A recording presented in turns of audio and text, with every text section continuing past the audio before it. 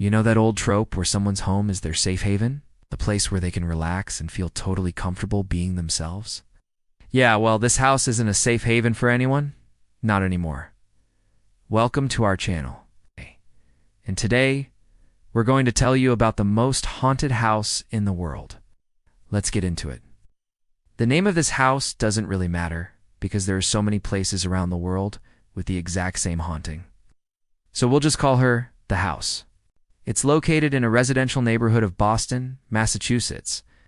So if you ever find yourself wandering around Beacon Hill looking for a new house, be careful which one you choose. The house was constructed sometime during the late 18th century, but no one knows who actually built it or why.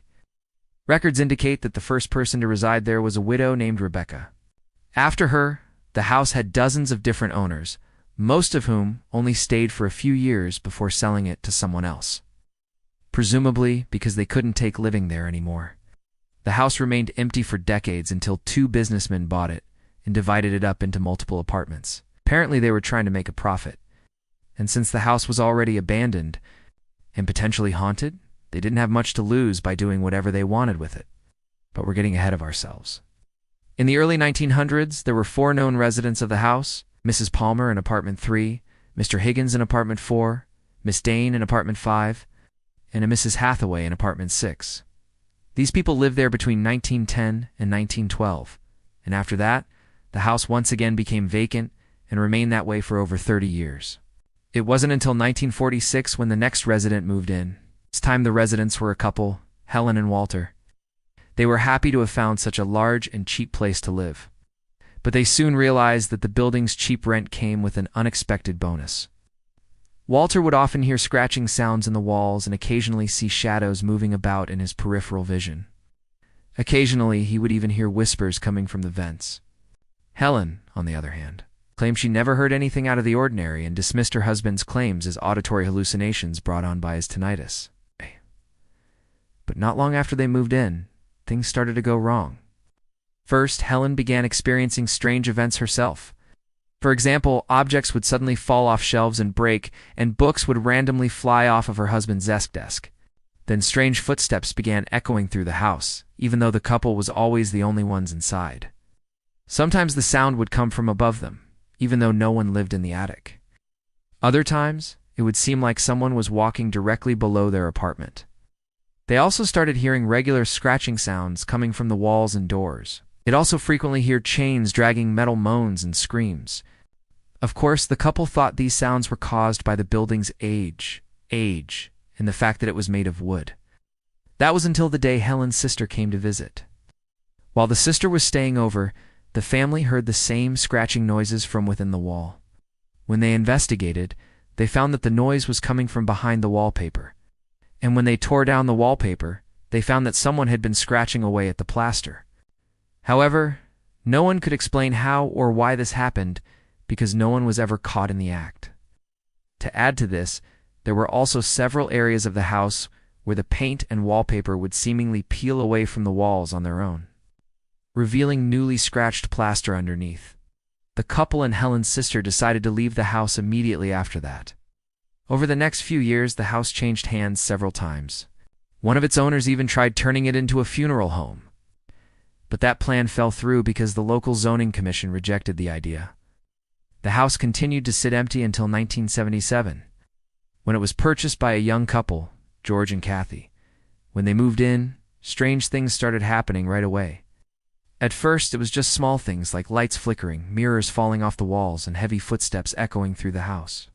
But as time went on, things got worse. Kathy started experiencing strange visions while she was asleep.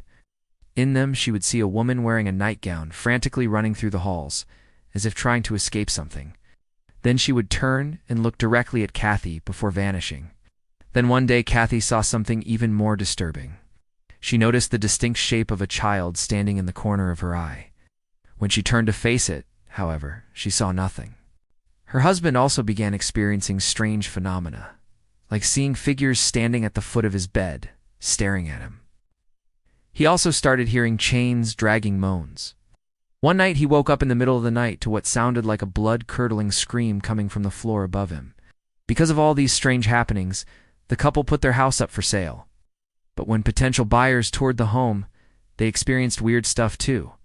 Most of them chalked it up to an overactive imagination, but some actually walked out in the middle of the tour, refusing to buy the house. Eventually, though, a family bought the house and moved right in.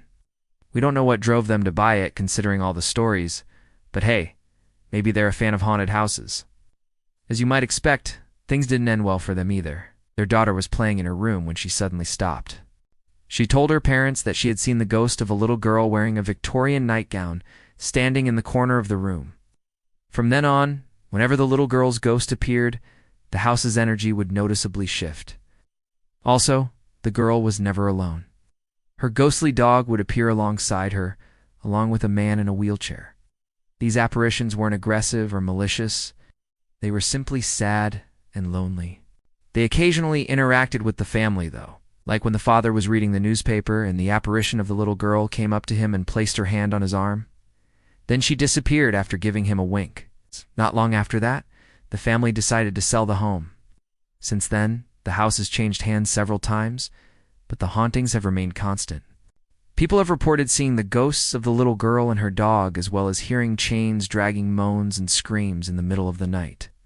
Some of the newer owners claim that the home's energy is actually quite pleasant and peaceful, despite the hauntings. We guess if you get used to it, anything's possible. Unfortunately, these stories are common in homes built before the 1950s.